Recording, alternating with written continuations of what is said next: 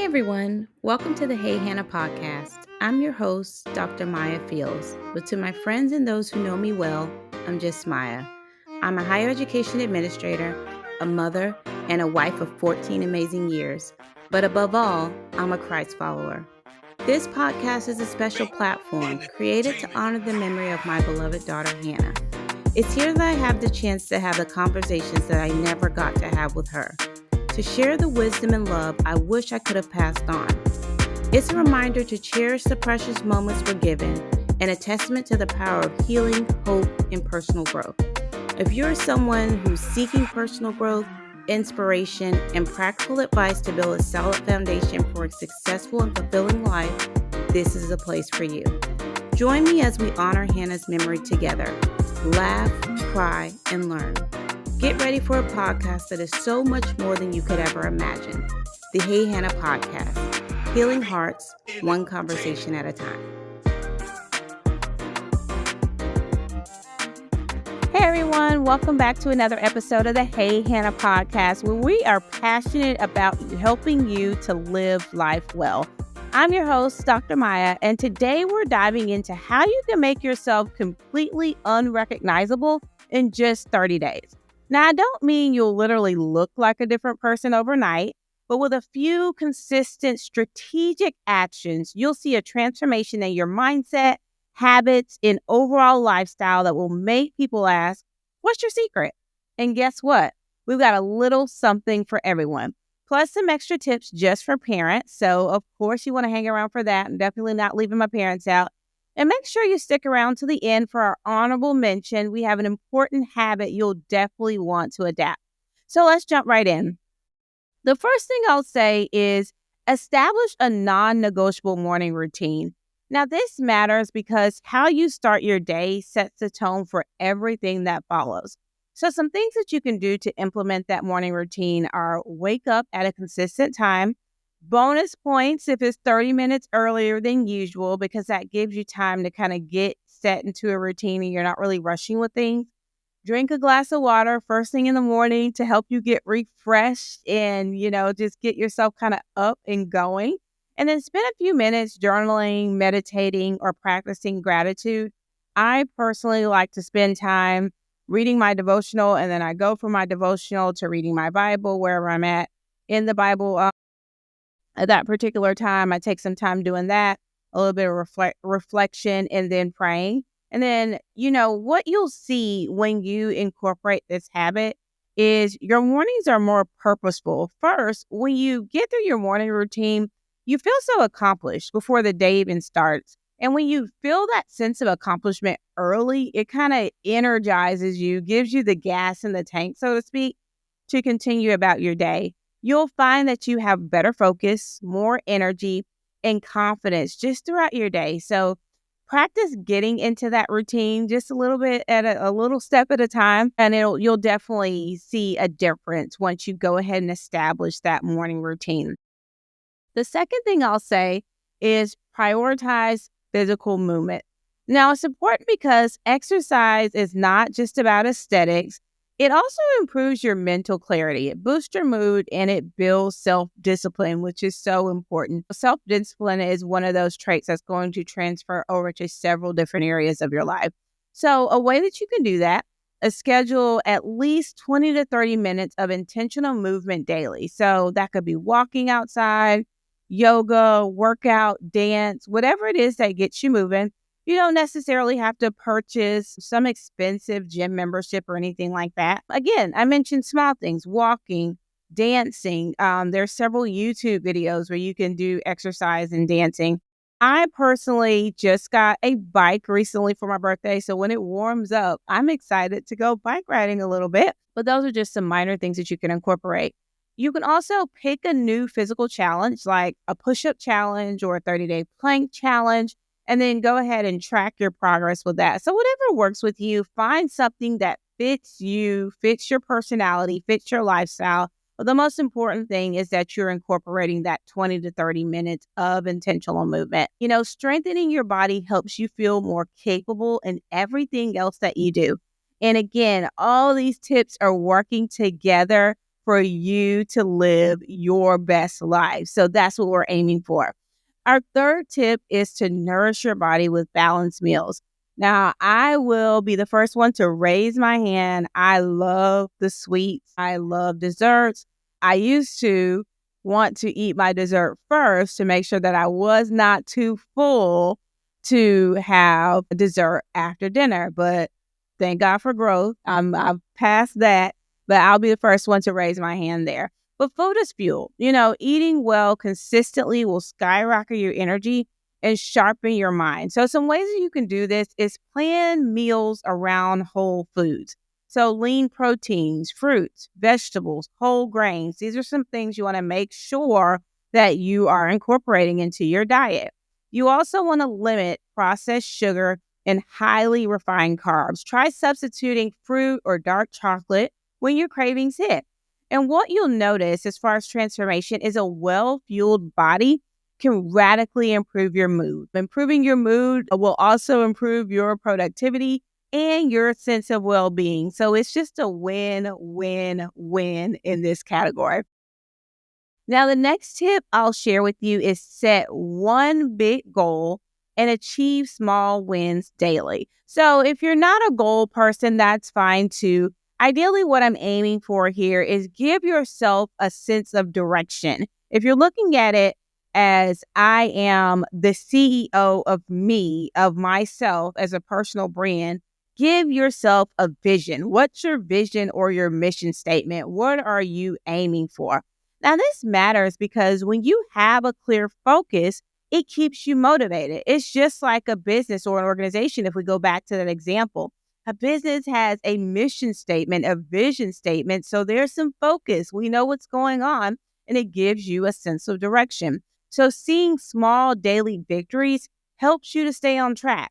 So some ways that you can do that: pick one major goal, maybe learning a new skill. A couple things I'm working on. I am aiming to learn a new language. So that's one of my things that I'm trying to learn right now. And maybe something that you can do, like me, pick up trying to learn a new skill, maybe saving a certain amount of money. Who wouldn't be interested in saving money right now if you can?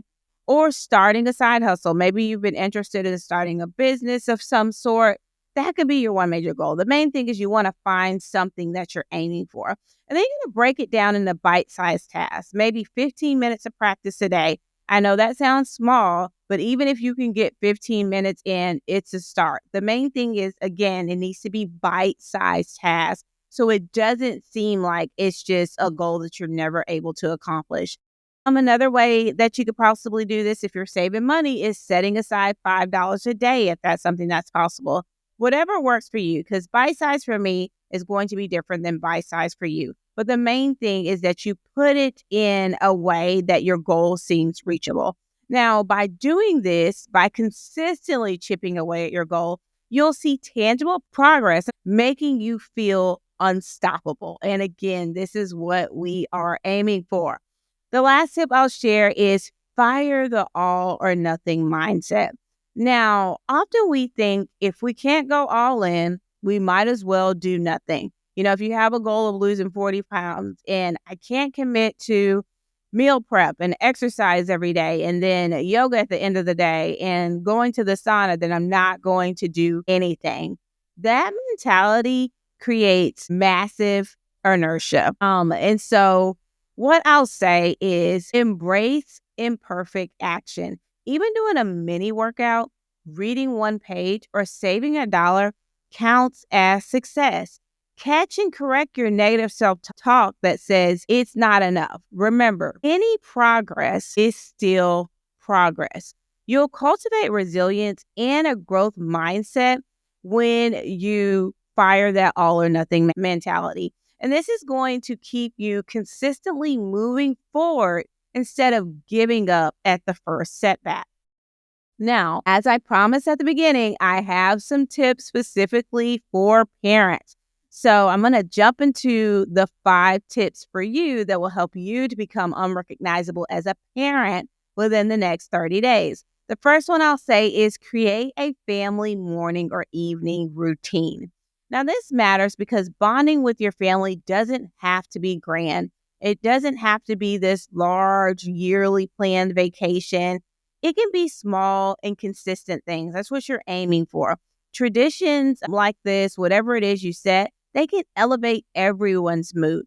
So some ways that you can do that: spend 10 to 15 minutes every day reading together, doing a quick gratitude round, or sharing the best part of your day. I've heard people refer to sharing the peak and the pit of your day. So like the highlight and maybe the thing that you weren't so excited about. That's a good way to kind of get everyone involved. You can also maybe do a family devotional, and you all can take turns reading the devotional each day and then discussing the questions. Just a few ideas to throw out there. But keep it short, but making consistent. This is a mini reset for family connections, and this is what you're aiming for. Stronger family relationships foster a healthier environment at home, reducing stress for everyone. And I'm sure that's something that we all can be excited about. The next tip I'll share is set boundaries around family time. Now, as parents, it's easy to be overwhelmed by work demands and chores, leaving little focus for family. But there's some ways that you can do this to make sure that you're protecting that sacred time. Designate no phone zones or times, like at the dinner table or during bedtime routines. I heard someone mention one time, it was someone who came on, I think it was actually for a parenting episode, and she said that she had a charging station at her house. So at a certain time, I think maybe 7 or 8 o'clock, I don't remember, all electronic devices, so phones, iPads, computers, went to the charging station, that one central hub in the house. So there was like no other connections outside that. And so they had time to really just bond as a family. I don't know if that works for you. It's just one idea. But ideally, what you want to do is that you're making sure you're protecting that sacred family time. Communicate these boundaries with coworkers, friends, and extended family so they understand that you have these particular times that you're aiming to just bond with your family in the household. Now, your kids will see you prioritizing them, and you get quality moments that keep you energized and connected when you implement this change. The next tip I'll share is plan healthy, family-friendly meals together. Now, getting the whole family involved in meal planning and cooking encourages healthier eating habits and life skills. So some ways that you can do this are: pick one day a week to plan out meals. Invite your kids to help choose recipes or prep ingredients, and then focus on variety. Try a new fruit, veggie, or spice each week to keep things interesting. Now, what you'll see as you implement this change is that mealtime becomes an opportunity for family bonding and teaches kids and you valuable nutrition habits. So you're spending time together and you're increasing the nutrition of your household. So again, it's one of those win-win situations. The fourth tip that I'll share is involve your kids in your goals. So being a role model for discipline, perseverance, and learning is one of the greatest gifts you can give your kids. Share your personal goals in a kid-friendly way and let them know you're working on something every day. Celebrate the small wins together. Maybe if you work out, or your child can put a sticker on the calendar for you, or put a sticker on the chart, or you hit a savings goal. You can make a fun family chart where you color in when you've saved a certain amount of money and everyone can see you going towards reaching your goal. Now, what you'll see over time is that you show your kids that personal growth is an ongoing process, and you build mutual encouragement within the family. So you all are encouraging each other and working together. And this is a real life example that your children can learn so much from. Now, the last parenting tip I will share is schedule self-care without guilt. Parents often put themselves last, but you can't pour from an empty cup. I know that sounds so cliche and you've heard it so many times, but your well-being directly affects your family. So it's important to take care of yourself. Book time on your calendar, even 30 minutes a few times a week for a walk, a bath, a reading session, or any activity that refuels you. Be transparent with your family that this time is essential. It's not optional. And what you'll see as you start to prioritize that self-care is you'll reduce stress. You become a better version of yourself. You model healthy boundaries, and you show your kids the importance of prioritizing mental and emotional health. So hopefully those tips are beneficial to you and you can easily incorporate them into your lives. Now, I want to make a special note here about the power of lifelong learning. As I mentioned in the beginning, we have an honorable mention, so we're going to get to that here, and that's commit to reading at least one book per month. If you commit to reading just one book a month, you can acquire new skills and expand your perspective, stimulate creativity without a massive time investment. We talk about all the time on the show that every living thing should be growing. So whether it's 15 minutes before bed or during your lunch break, reading is one of the simplest ways that you can commit to keep growing. So books offer condensed knowledge, expertise, or inspiration. They challenge your thinking and help you discover new possibilities. So some ways that you can do this: pick a genre or topic that you're excited about. Keep the book accessible in your bag, on your nightstand, on your phone, or in your car so you can read whenever you have a free moment. Now, becoming unrecognizable in 30 days isn't about perfection. It's about steady, mindful progress. If you only remember one thing from this episode, remember to fire the all or nothing mindset. There's so much power in small, consistent steps. Every choice, no matter how small, can move you closer to the person you've been hoping to become. So here's your homework. Pick at least one of these 10 tips plus the reading commitment and start today. Keep track of your progress, celebrate every little win, and don't give up at the first bump in the road. If you found this episode helpful, share it with a friend, a family member, or fellow parent who might need a little nudge of motivation. Together, let's keep growing, learning, and transforming. Thanks again for tuning in to the Hey Hannah podcast, where becoming your best self is always on the agenda. Until next time, keep taking those small steps, and I'll see you in 30 days, completely unrecognizable in the best way. Until next time, everybody, take care. And that's it. I'm out of here.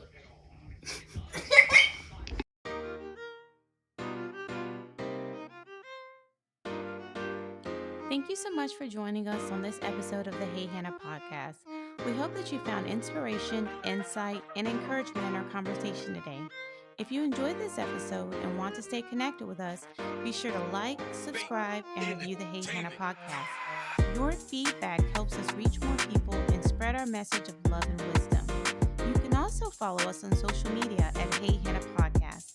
Find us on Facebook, Instagram, and TikTok to stay updated on all the latest episodes, behind-the-scenes exclusives, and engaging content. And for those of you who prefer the visual experience, catch the video versions of our podcast on our YouTube channel. Just search Hey Hannah Podcast and hit that subscribe button to never miss an episode.